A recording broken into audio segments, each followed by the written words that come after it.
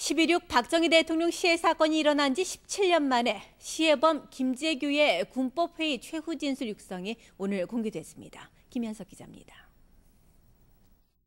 월간지 신동아 시어로가 녹음 테이프와 함께 공개한 김재규의 녹음 테이프에는 지난 1979년 12월 18일 보통 군법회의에서 비공개로 행한 김재규의 최후 진술이 완벽한 형태로 담겨 있고, 김재규는 박정희 대통령의 살해 동기를 자유민주주의 회복을 위해서는 박 대통령이 희생되지 않을 수 없었다고 주장했습니다.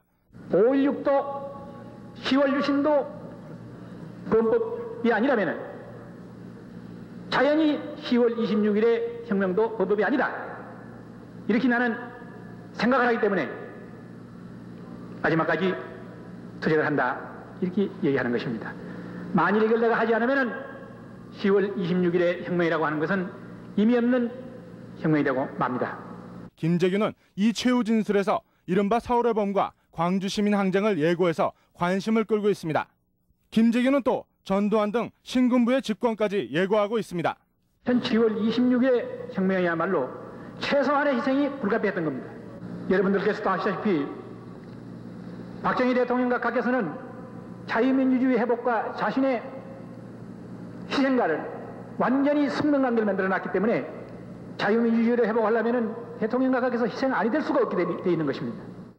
MBC 뉴스 김현석입니다. 네, 그럼 여기서 다시 도주한 8명의 무장 간첩들에 대한 현재 수색 작전 어떻게 진행되고 있는지 현장을 다시 한번 연결해 봅니다. 성경섭 기자. 네, 새로운 소식이 좀 있습니까? 네, 지금 조금 전에 들어온 소식입니다만은 이 침투 지역 인근에 있는 양곡 1, 2 이규 택시집에 권총을 든 괴한이 침입해서 옥수수 4개와 담배 2갑, 성냥 등을 탈취해 달아났습니다. 군경 수색대는 이 괴한이 바로 달아난 간첩 가운데 한 명인 것으로 보고 뒤를 쫓고 있습니다. 군경 수색대는 특히 간첩들이 시내 잠입했을 가능성이 큰 것으로 보고 주민들은 거수자를 발견하는 즉시 인근 군부대나 경찰에 현고해 줄 것을 당부하고 있습니다. 이곳 7번 국도 인근을 비롯한 그 간첩 침투 예상 지역에는 오늘 저녁 8시 현재 통행 금지령이 내려진 가운데 군경 수색대가 검문을 강화하고 있습니다. 검문 검색을 강화하고 있습니다.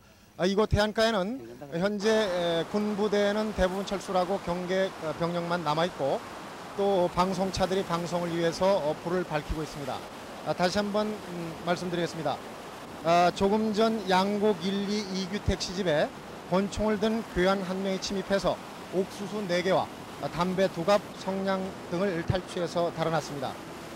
군경 수색대는 이 괴한이 바로 도주한 간첩 가운데 한 명인 것으로 보고 이들 간첩들이 시내 잠입했을 가능성이 큰 것으로 추정을 하면서 거수자들을 보는 즉시 주민들은 인근 군부대나 경찰에 신고해 줄 것을 당부했습니다. 또 오후 6시 45분쯤에는 잔당으로 추정되는 거동 수상자 2명이 캐피탈 승용차를 타고 대관령 방향으로 달아났다는 신고도 들어와 있습니다. 이들이 타고 간 차량은 캐피탈 승용차 강원 2다의 4440호입니다. 혹시 이 차량을 발견하거나 거동 수상자를 대관령 부근 지역에서 발견한 주민들은 즉각 인근 군부대나 경찰로 신고해 줄 것을 바라고 있습니다. 당부하고 있습니다. 지금까지 동해안에서 MBC 뉴스 성경섭입니다.